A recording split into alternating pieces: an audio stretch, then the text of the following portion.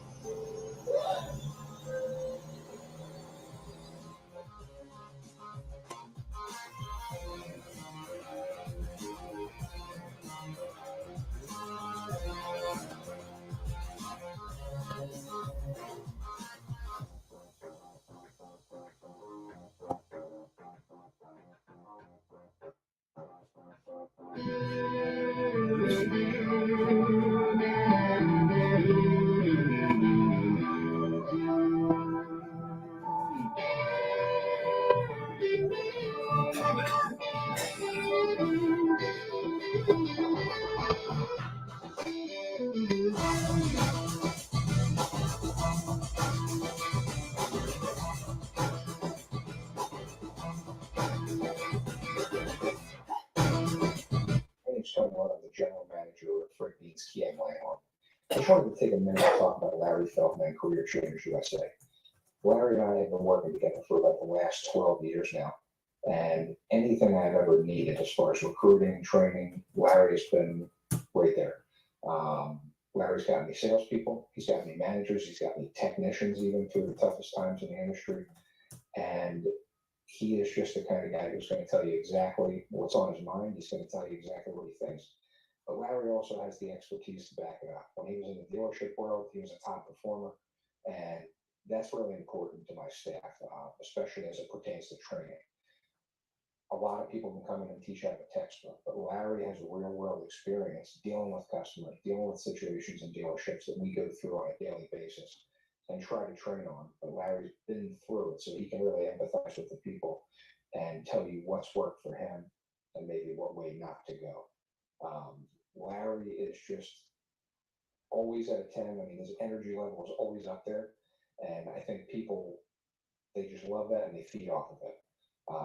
He's not faking it. He is genuinely excited to come in and help you. He's excited to come in and help grow your business. And he's one of those people who just really enjoys seeing dealers succeed and have a lot of fun at the same time. Life is about connection, having a support system to lean on, and roads to endless possibility.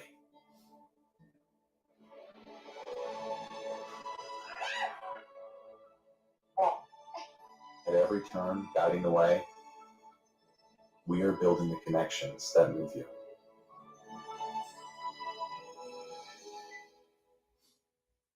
So what would your dealership feel like if your entire sales staff was literally on fire, your sales and service staff? They were nonstop all over social media, completely dominating your marketplace. They could do it in 30 days or less and then continue their education to do it for an entire 6 months or a year. You literally would completely take over the entire marketplace and no one would be able to compete with you. And that's what we can do for you. So when you're walking around your community, whether you're at local restaurants or you're going to the gym, you don't want to be bothered? Fine, you won't be bothered. But a lot of people will walk up to you and say, oh my God, I love your social media. Your staff is amazing. amazing. We love what you're doing in the community. We want to come buy a car from you. We want to get an oil change at your dealership. Your community is absolutely going to love you. And it doesn't matter what platform you're on. You could be on TikTok, LinkedIn, Facebook, Instagram, all social media platforms. You will literally be all over the place. And not only will you have ads running, but your own staff is going to be promoting your brand and promoting themselves within the dealership and within the business. So it's like running an ad times 100-fold because your entire staff is participating in the process. I've traveled all over North America. I've trained Toyota. I've trained Nissan. I've been to driving sales. I've been to Women in Auto. I get hired as a speaker for conferences at universities all over the country. And I can help change the trajectory of your dealership right now. Good morning and welcome. So there's a couple books. I was really pushing on change as I was looking for stuff for the show today. And I think one of the reasons is I think change is kind of the hardest thing that we deal with on a day-to-day basis as we get better over time. So there's a couple books here, Be the Unicorn, Nudge, the final edition, and then Leading Successful Change. Because I think it's not just about change, as Simon Sinek said in the video, it's about motivating those early adopters and then everyone else joining in, because you're never going to get 100% of an organization overnight. And I think that's the biggest challenge as we accelerate change in the world, especially in the car business. So disclaimer, obviously the views and opinions of those of our guests, not of Ian Nethercott or the AutoHub Show, Inc. If there's any questions, you can look on the website. The month-end advisory panel show, obviously it being month-end, close to, but also Memorial Day. First of all, shout out to Memorial Day. Without the sacrifices of generations of soldiers, we wouldn't be as free as we are.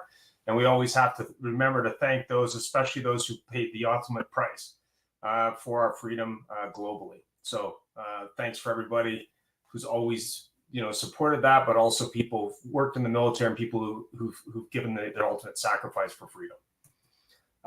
We were in SodaCon last week. So that was a hell of a show. We have a lot of great interviews. I think I put one up so far. There's probably going to be about 20. Look forward to the interview with Larry and myself. And we had a couple guests. We had, trying to think who. We had Billy, and then we had Brian Kramer, yeah. And there's also a keynote one that I shot. You can judge your own opinion on that one. I was kind of, but it was a good conference overall. There's about 20 interviews to come.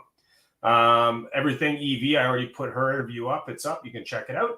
And that's it. So let's get into it, Mr. Larry. So let me change that stop.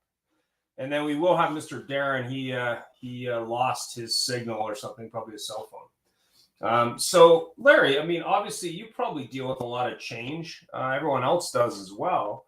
When you're talking to dealers about change, I mean, we have had shows on AI, we've had shows on robots answering phone, bots, different technology to enhance communication.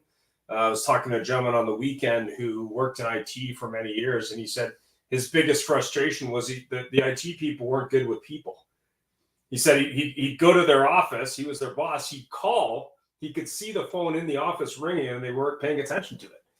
He said, he always felt bad about the main employees at a big company because the executives got all the help and everybody else had like 5 IT people who didn't care about them. So I guess my question is, whether it be technology or not, when you're looking at the rate of change in the car business, and I think I sent you an article over the weekend, they're now looking to the Philippines to fill the technician shortage, which I thought was kind of interesting, just because there's such a shortage of people being trained in the technical side of the business. Do you think change is the biggest problem we're facing these days? Well, listen, we're human beings, and human beings are resistant to change. We like to, we know where we're going to eat and who's going to do our services, and we like to be comfortable, and familiarity does breed contempt. At first, it breeds familiarity. So I think to be successful in life, not just at a car dealership, you have to understand that while change may be scary, it can also be exciting, because it can also bring things into your life, into the fore, into your business that were never there before. Again, think of how the things that have changed in the car business. When I first got into the car business, leasing was just starting to come into vogue. I mean, it changed everything. It made for a smaller payment, a shorter term, which made people happier because they didn't have, didn't have to worry about keeping a car for 80, 90,000 miles in some instances. And certainly made the dealers and the OEMs happy because they had a shorter turn cycle. Right. Computers. If you're intimidated by computers, I guess you have a problem. But, I'm the least knowledgeable tech guy I know, and yet I run all my business off my phone and off my two computers. So it's like everything else. You can be a little afraid. It's okay to have a little bit of trepidation, but look at how exciting it can be and what changes it can bring in a positive light. I think when you look at it from that open-minded viewpoint, it's good. As far as your remark with the text, listen, this is where you got to go back to the future. That's where old school matters. I'm a recruiter, and I'd be real happy if everybody fired everybody every day. It's making me busier and busier. But in the real world, you have to take care of your people and nurture them. Now, you always had to do it, but considering certain shortages in certain areas like tax, now it's more important than ever to embrace your staff, make them feel like you're a part of something. So again, change is inevitable, okay? But if you embrace it, if you get over the fear and embrace all the good things that might come out of it, and the different things, it can be pretty cool. Cool. And we have Darren back on the show. I don't know if we've had Darren on a show live before. I'm not sure. So Darren, maybe you could tell us a little bit more about what you do, who you are, and answer the question about change, because we were talking about change and embracing change. The video this morning was about how you can influence those 13 to 15% of early adopters and then get all the other people in the organization on board because they, now see that the change isn't scary. But go ahead. Okay. I'll just give you a quick heads up on what just happened with my computer. No worries. My battery is actually, I think, shot in about the last week. I think it got wet. Oh, okay. So my whole computer has been, once in a while, just shuts right off. And that's what happened. It wasn't a whole thing. Anyway. Sorry, just can you rephrase that question? Yeah, well, tell us a little bit about you and what you do. And then we were talking about change as the question. And ironically, you were bringing up computers, and Larry was talking about how if you're afraid of computers, planet Earth may not be for you these days. But go ahead. Okay, so I guess my ears were burning when I was offline. Anyway, yeah, no, so I do, Larry, I do similar to exactly what Larry does. But I am starting to research more of advanced training because I noticed last week doing a seminar, I did 3 seminars for a dealer group, and bottom line was they threw in a few experienced people. Yep. The rest of the room was actually brand new hires. And so the brand new hires are one thing I've been doing since 1997, training new hires and courses for people to get in the car business. And wow, I realized on Thursday last week that, and Larry, you'll probably agree, the 3 experienced people, they had 1 year under their belt. And you want to know what? They didn't even know how to qualify or ask for the sale. It's just the basics. They didn't even know. And sitting with me for 2 or 3 hours, by the time I was done, those are the ones that were shaking my hand going, thank you. And I'm thinking, you've been selling cars for 1 year and no one's ever told you good qualifying questions. They weren't selling cars, Darren. They were filling orders.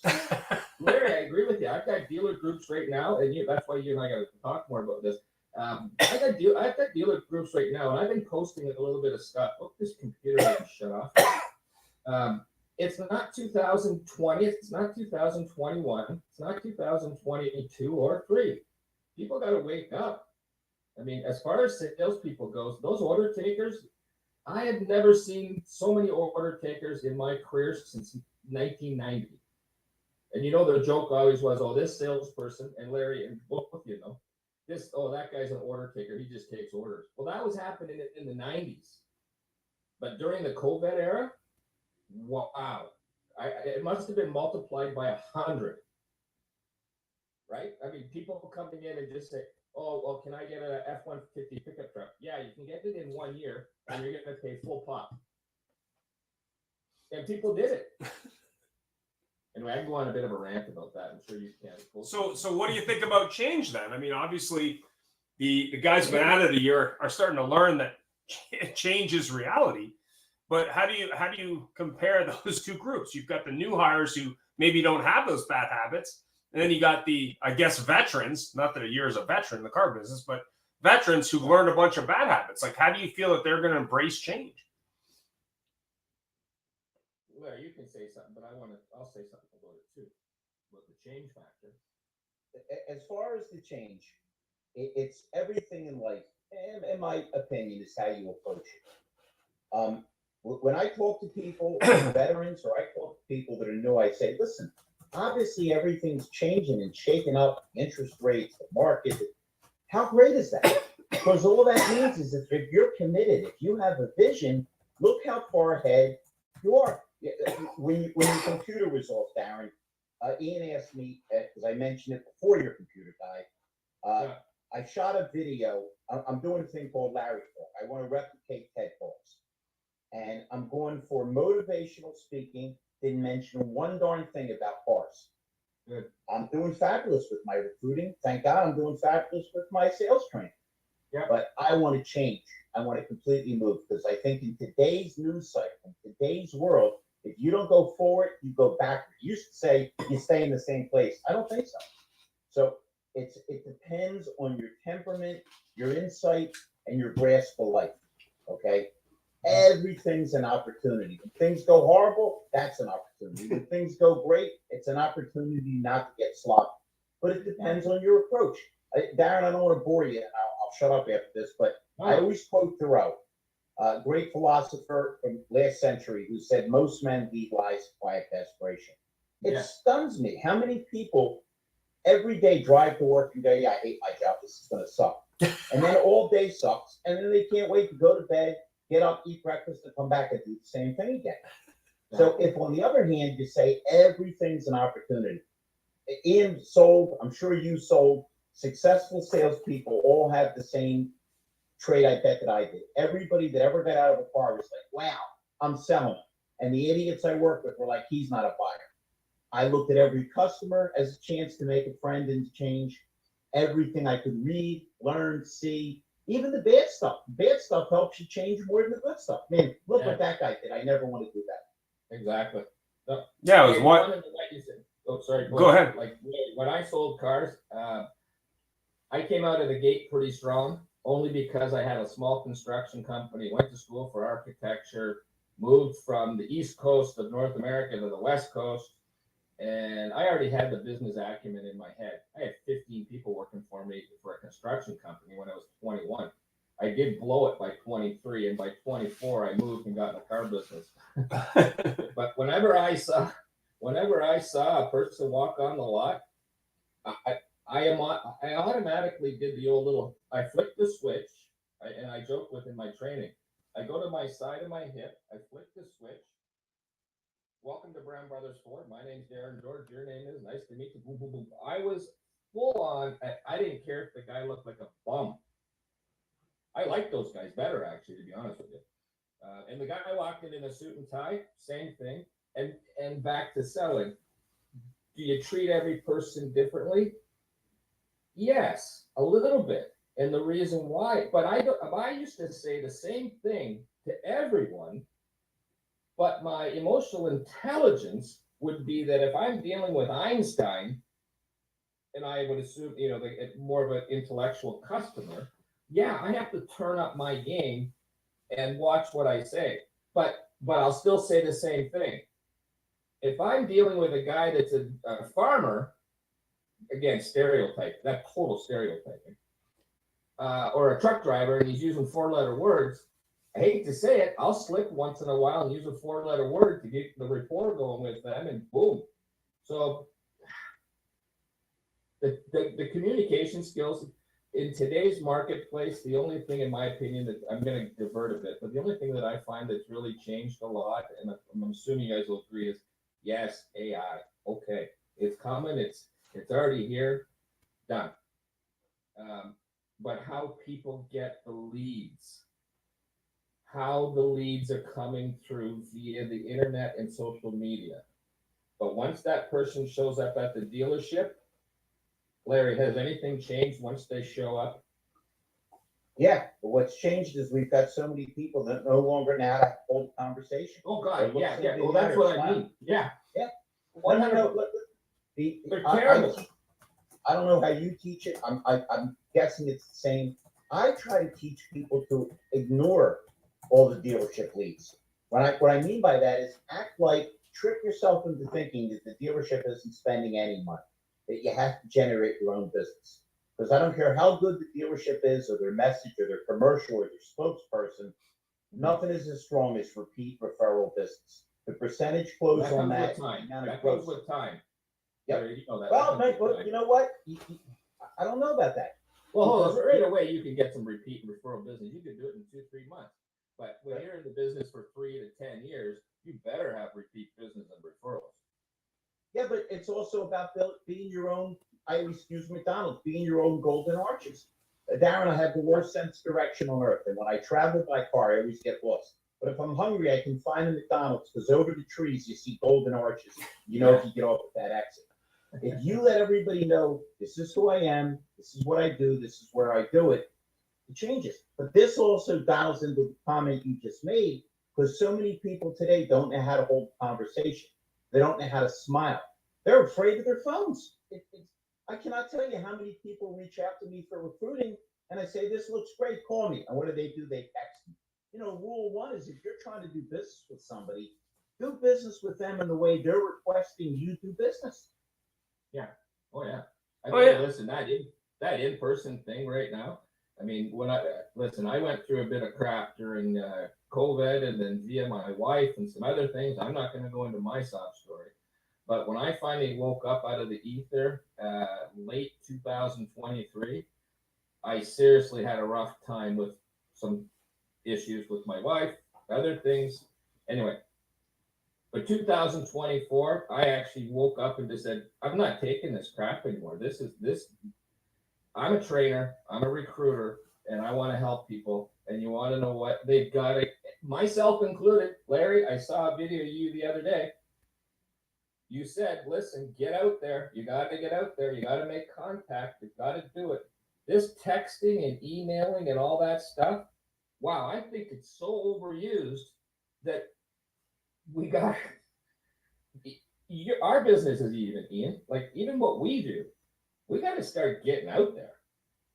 And when it comes to salespeople, I really believe they have to start hitting that pavement more, where they've got to go back a little bit. And the old, sink or swim, where the guy says fish or swim out to the ship kind of concept. And I can't remember the quote. You guys probably know what I'm talking about. Yeah, but It's 2024. I don't know. But part of it came out at an interview I did at the Soda last week. Was it's that customer has options, just hoping if I email and text them at scale that's magically going to turn that customer into a connection, and then I'll be the one lucky store they're coming into, or more importantly, they come into the store and I can text them and email them at infinitum, and they're going to come back and buy a vehicle. At the end of the day, it's about communicating the way the person wants to communicate, but also you have to have a two-way conversation with that customer. And I'm not saying texting or video isn't a great way to do it. I think it is. It depends on the marketplace. But I think when you look at that consumer, you've got to look at what motivates them. It was funny. I was at my brother's house for dinner last night, and always helping a family member buy a car is always, the worst thing I ever do. I mean, it's horrible. But I happen to know a gentleman in my local area who sells Chrysler products, who's been on the show many times. And my brother's looking at a lease, and he's, his wife's focused on the interest rate. My brother's focused on the lease and the price. And I said, have you actually driven the car? Have you went and looked at it? Have you talked to anybody? He goes, well, I kind of want to know what I'm getting myself into. I said, dude, you need to go look at the car.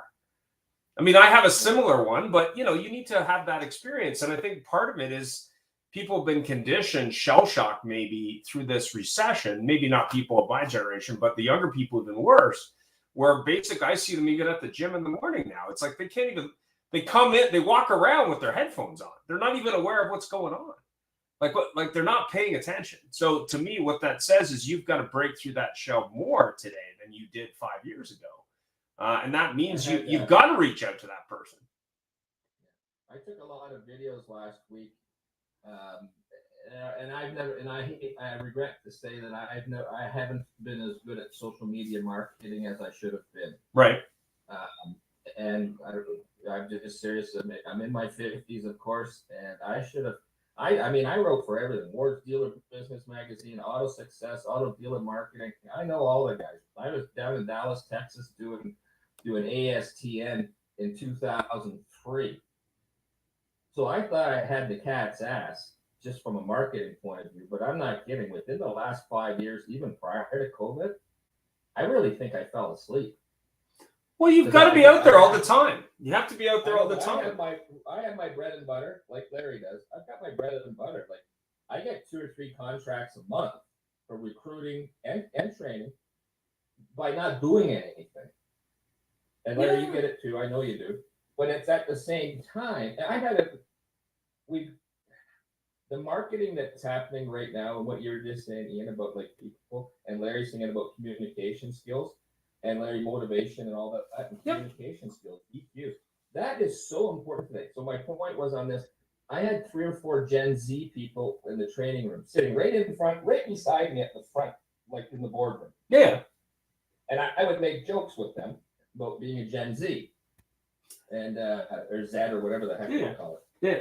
And you want to know what? They were very all over it. They were sharper than I even realized. And they were going, yeah, I know, I get it, man. Yeah. Like so the millennials might be a little bit more nippy. But there are some of these younger ones, the 20 and 21-year-olds, they understand this loop. And I think they are going to be better than millennials. Well, I think you look at Gen Z and millennials as a group, but also you got to look at them as they're parented. So the parents of the Gen Z, I believe, are mostly Gen Xers, whereas the parents of the millennials, I think, are baby boomers. Is that correct? I don't know. What do you think, Larry? I'm an X. You guys are both gonna laugh at me. I tend to not even dial into that because it's dangerous to generalize, just in my opinion, because for every group, you're going to find some people that are sharper than a tack and some people that are unconscious. But scary enough, there's people my age and Darren's age that are falling asleep at the wheel and are unconscious. Yeah. So again, it's the old, if you're a salesman and you preconceived notion is, oh, he's not a buyer, you're dead. Same thing with this. I just try to get into their heads a little bit, relate to them and have some fun with them. But gosh, I'm probably the worst person on earth to ask how to categorize Gen Zs, the millennials. I don't know. That's a different show. Yeah, I mean, I agree with Larry. I mean, you're going to get people in every generation that are challenging, but more importantly, can they adapt to the modern era? Like, I mean, I think a lot of them were shielded with all this stuff, right? And it depends on the person.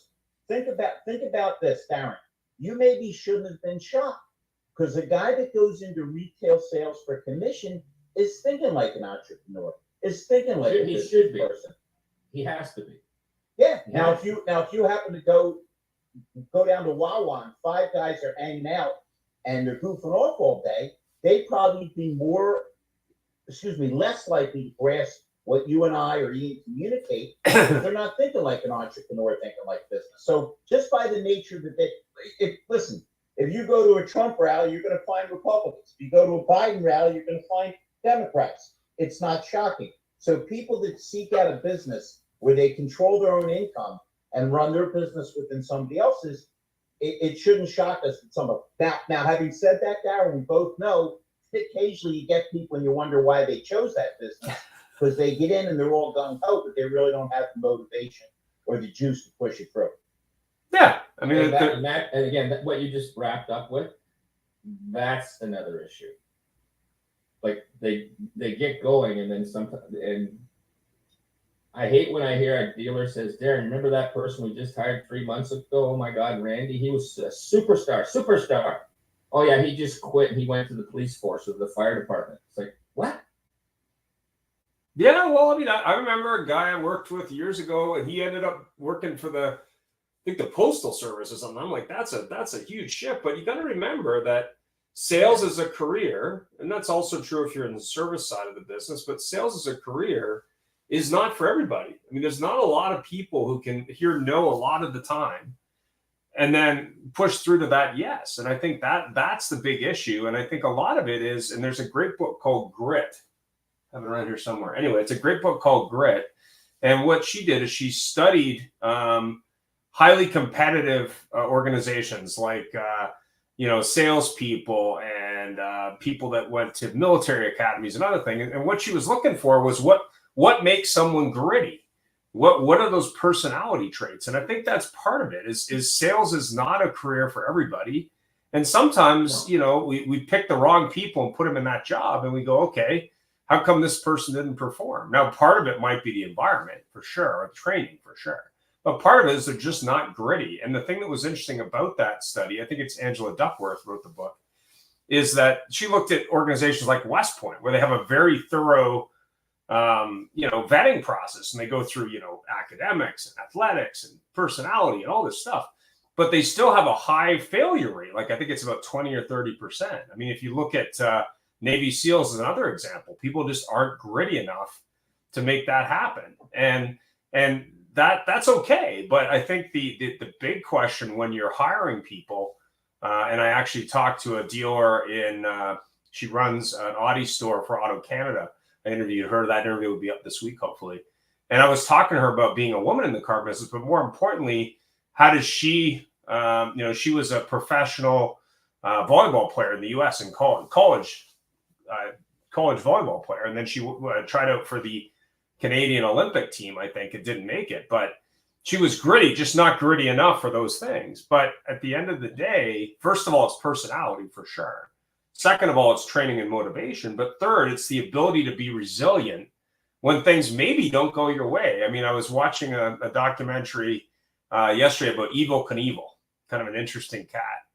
And, he might have done a lot of things wrong, and certainly did. But one thing he didn't do is not try, right? I mean, it cost him his life pretty much over time. But, he was willing to make it happen. And I think that's really what I think is not missing, but it's more rare than it was, 50 years ago, in my opinion. There's just not as many people willing to do that. It's the church quote you're looking for, Ian. Many are called, few are chosen. Yeah, absolutely. I mean, a guy that I guess wrote a book about him after he tried to do that jump, basically, said, I recorded all this stuff. Some of it was much worse than what I printed, but he just couldn't handle the truth.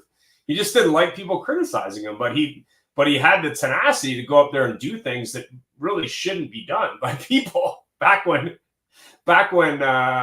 you were jumping on Harley Davidsons, which was crazy. But he started off with no helmet. Well, it's interesting because you look. Knievel had no helmet his first jump. Well, you look 50 years on, and he only lived, I think, about 69. But you look 50 years on, and you look at extreme sports. Without Evel Knievel, there would be no extreme sports.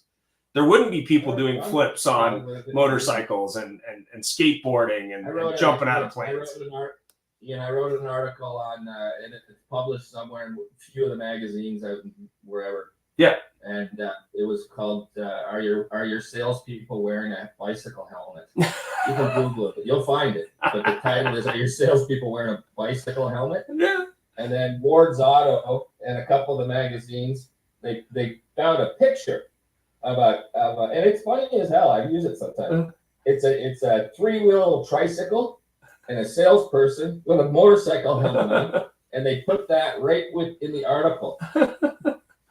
Yeah, I think people wearing a bicycle helmet. I think you gotta look. You gotta look for strong role models, and I think a lot of that is that it's not just skill; it's discipline. And it's funny. There was I think an ad I saw for some job in the U.S. today, and one of the criteria was military training, which I thought was really interesting because really it's not just about skills alone; it's about the discipline to keep doing it, even when it doesn't make sense sometimes. I mean, what's your opinion for that lifer salesperson, Larry? I mean, that person who's got it done for 40 years, for example. Like, what do you think the recipe for that success is?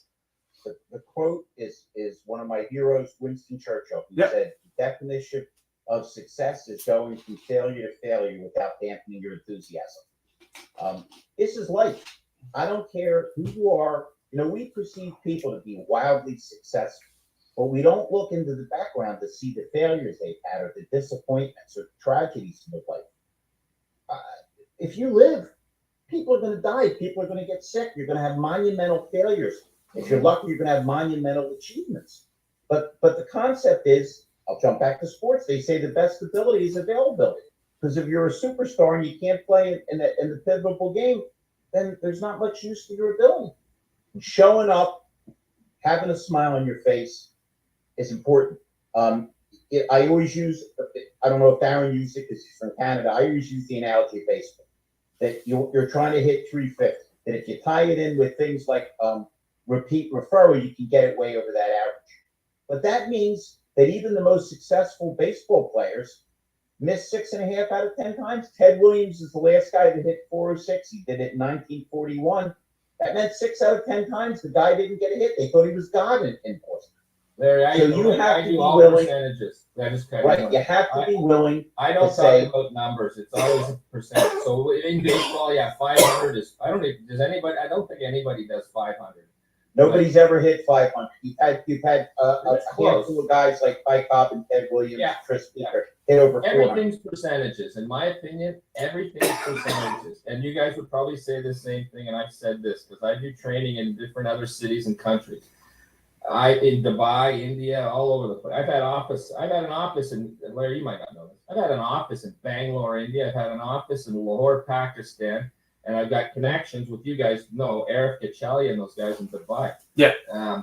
I preach what you just said, Larry, but I don't use the baseball analogy. I actually say. Well, if you're in India, you'd have to use the cricket analogy. Well, how the hell? I don't even know. Hey, listen, to be honest with you, I have to go see a game one day. I don't know when I'll be back ever there, but I don't know. Do they have a 50-50? In cricket? Is cricket 50-50? Like the guy gets up and swings? Is he like a 50-50? How the hell do I know? I just use, Well, use cricket to show you how well. But I want to know.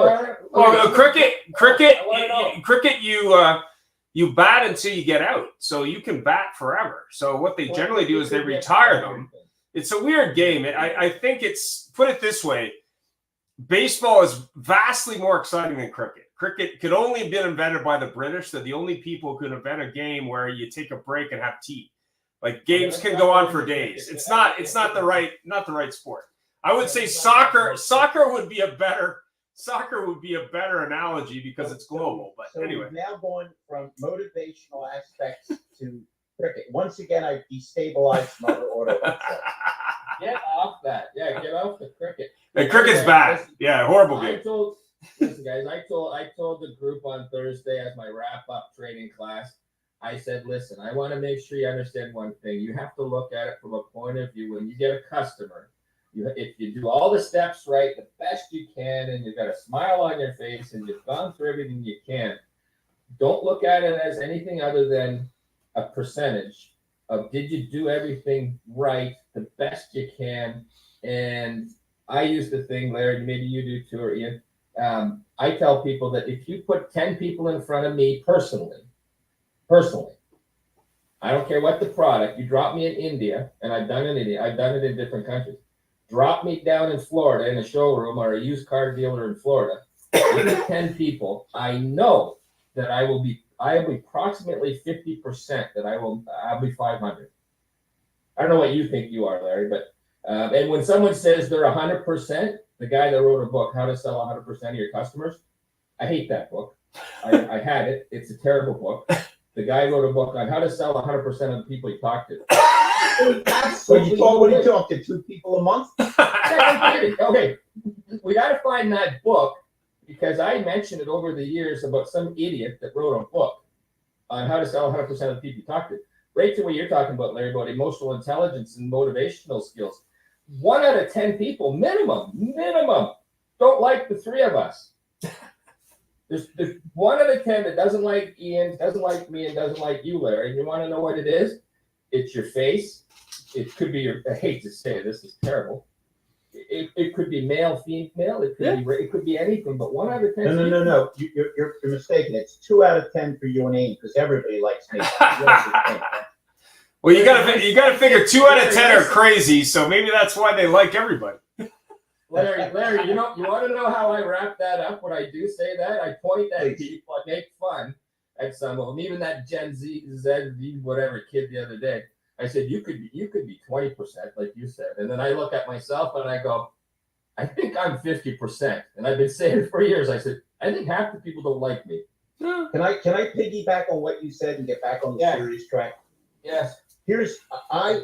I tend to go way off track. That's hard to believe when I train. Very little about cars, very much about motivation. Yes. And to piggyback on what you said, no matter what you do, a certain percentage of people aren't going to like you, approve of you, or believe in you. Of course. I mean, we're in Canada, the United States, republics, democracy, where a lot of people get to vote. So when you're in, it's not like anybody ever gets 90% of the vote.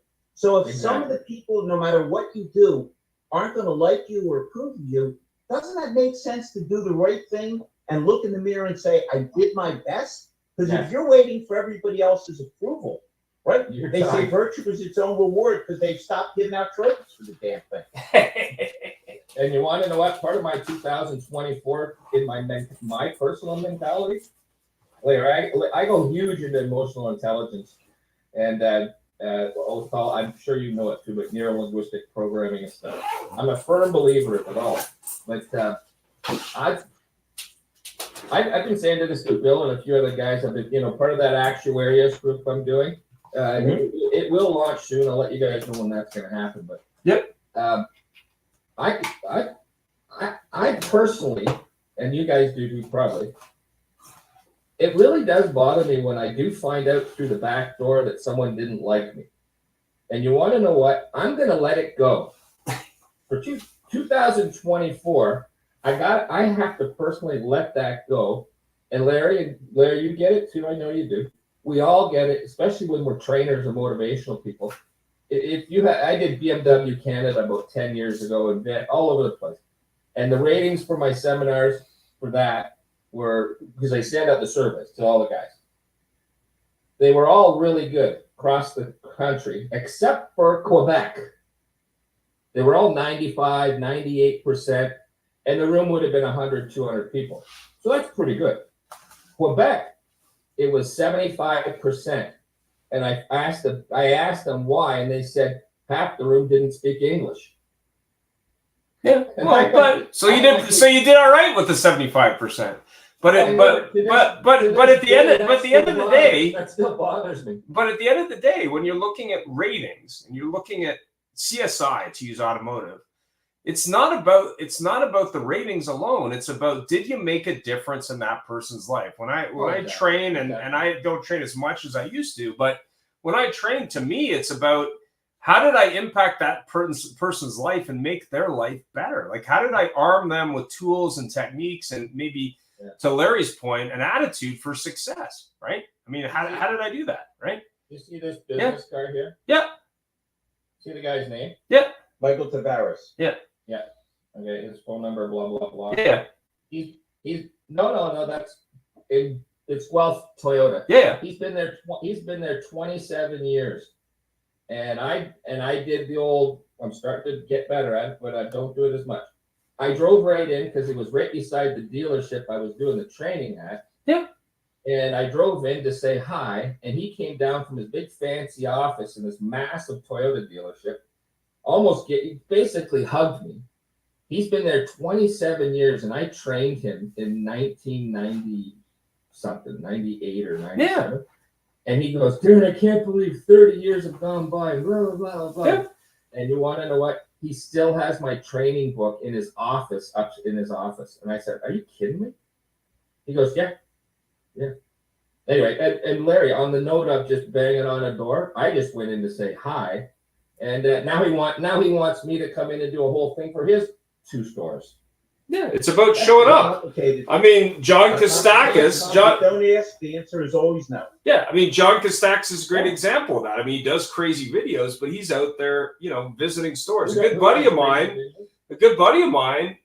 He refused to get vaccinated in the early days of the pandemic. He just got in his car and went and visited dealers, and he's been able to survive. But at the end of the day, and thrive. But at the end of the day, to me, with training, it was always about getting that impact or having that impact on people and making them see the light. I think that the challenge is in every industry, not just automotive, there's all these reviews and all this other stuff, which is great, but how did I make an impact on that person's life? How did I make their life better? But more importantly, to Larry's point, how did I help them find a career doing something that's interesting?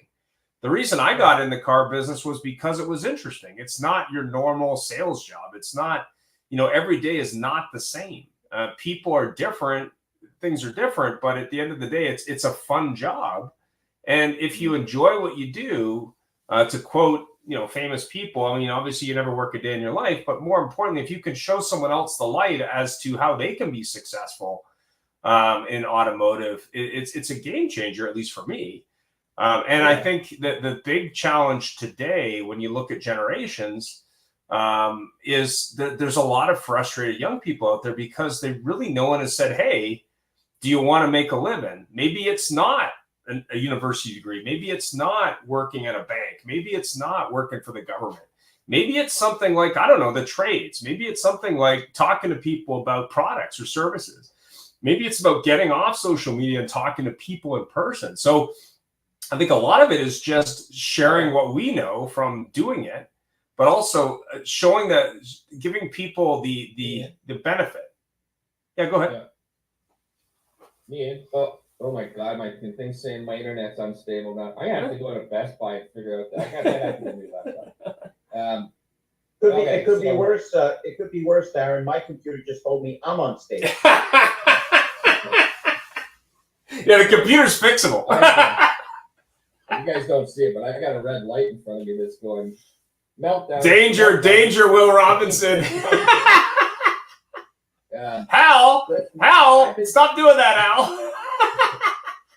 Dave. What are you doing, Dave? Stop doing that.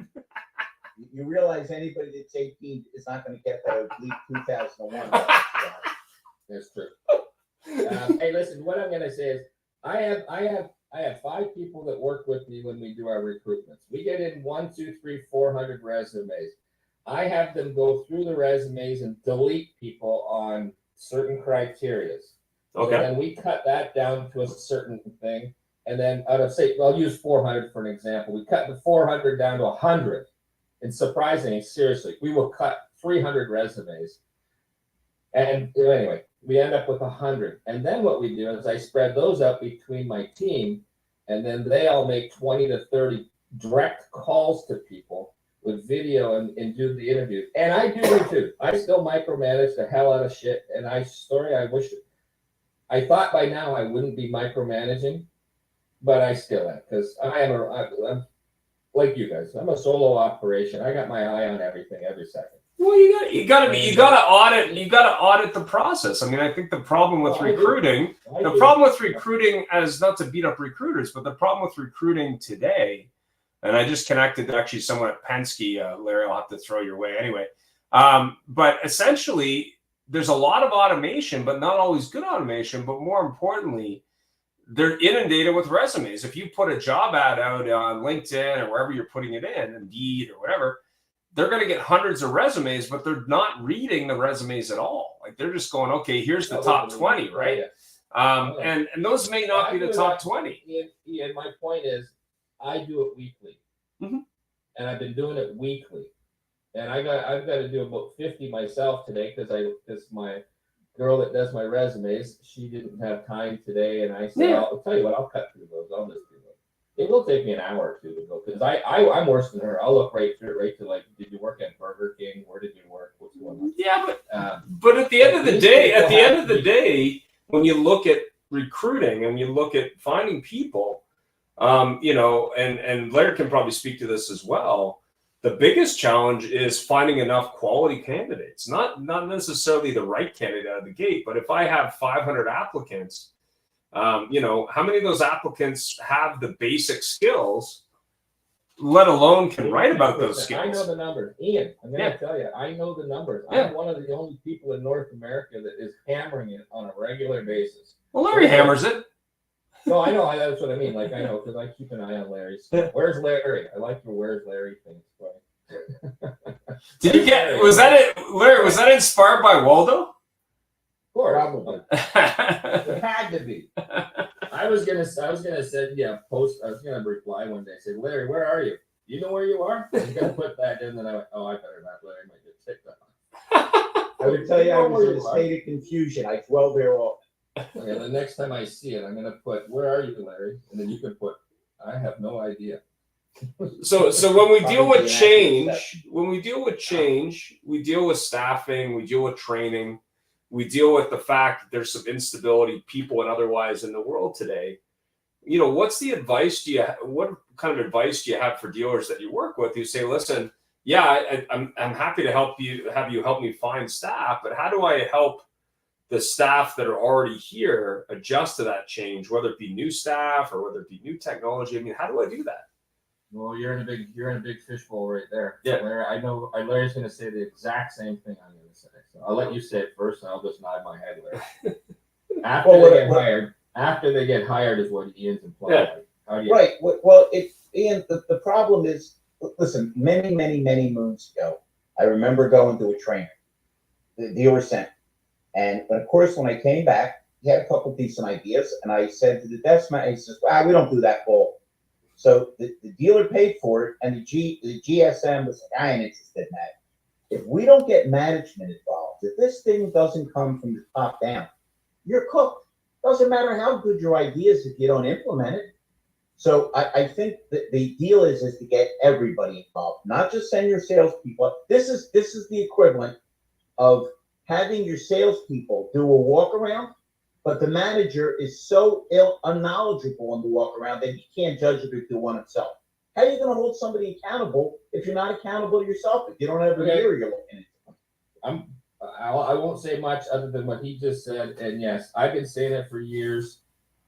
I tell dealers, and so does Larry probably, because I'm very straightforward with all my dealers. I can't guarantee a human being. So are they going to be here in a month or two? No, I cannot guarantee that. And the next follow-up is exactly what Larry just said.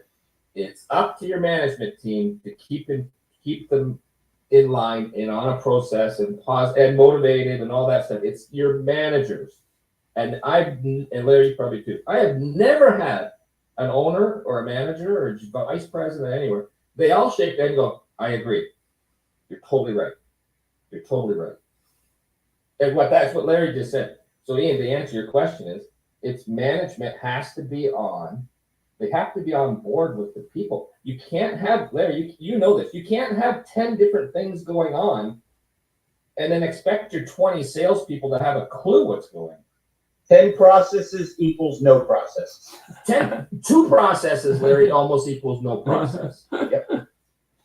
Fantastic. Well, we've blown through an hour pretty quickly. Any final thoughts, Mr. Larry? Nope. Just excited for the rest of this year. Excited to launch my Larry Talk. Excited to see the videos you and I did in SodaCon. Darren and I are working on some things. Excited to work with him. I'm just excited, man. I'm glad I'm above ground, breathing. And I'm just going to have as much fun as a human being can have this year. And watch out for Hal there, Darren. I mean, that didn't go well in that movie. If he's blinking at you, you might have a problem there. I know. Beep. What are you doing? What are you doing? Stop messing with this stuff. I could talk for 8 hours on a lot of topics, and I won't even go into global economics or anything like that. But, you need people in charge to know what they're doing for that one. Well, worst case scenario, I'm glad that I sat in on this today because I wasn't sure, and I'm glad Larry was listening. Just the 3 of us. I don't care if there was more people in here. I don't know what's going on, but I'm glad that we were in on this. Fantastic. Well, have yourself a great week. Happy Memorial Day for all of those who made the ultimate sacrifice. Thank you. And everyone who's worked in the military or supported freedom globally, thanks for everything that you do. And have yourself a great week. Be well. Thank you.